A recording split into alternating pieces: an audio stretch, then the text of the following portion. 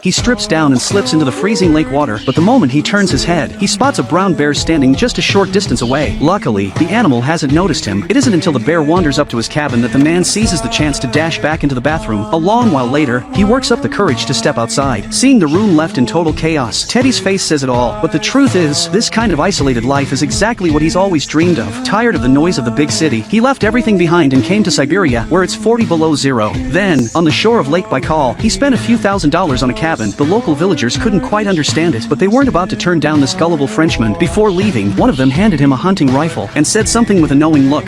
Хорошее место для самоубийства. Seriously? No, yeah. Bon chance. Merci.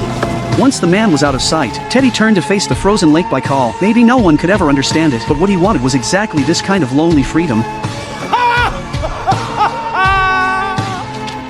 With no running water and no electricity, Teddy's way of life goes back to basics. For drinking water, he hauls ice up from the lake. For warmth, he chops his own wood and feeds the stove. After one more cup of hot tea, Teddy turns in early. Early the next morning, Teddy walks out onto the wide open lake. Ahead of him stretch endless snow-capped mountains. He closes his eyes and takes in the stillness of the moment. To make life easier, he moves all his supplies into the cabin and gives the place a little makeover while he's at it. That night, Teddy watches the snowflakes drift slowly past the window. In this moment, he's free, with nothing left to want. He wakes at dawn to a simple breakfast, paired with a crisp shot of vodka, and just like that, a brand new day begins. On a whim, he cuts a hole in the ice and treats himself to a nice, hot bath. Knowing there isn't another soul for miles, Teddy answers nature's call without a care in the world. Just as he's about to take a cold dip, a brown bear appears out of nowhere, and that brings us back to where the film began. With his food ruined by the bear, Teddy has no choice but to grab his rifle and try his luck. After walking a long way, he finally spots a deer in the forest, but with no experience, he fires too soon. Before he's even close, seeing he's missed, Teddy rushes after it for a second shot. The next thing he knows, a hunting trap snaps shut on his foot. Thankfully, his boots are thick and heavy, so the trap doesn't hurt him. Unable to catch anything, and with almost no food left, Teddy straps on his skates and glides across to the far side of the lake. A full half day later, he finally reaches a village 75 miles away.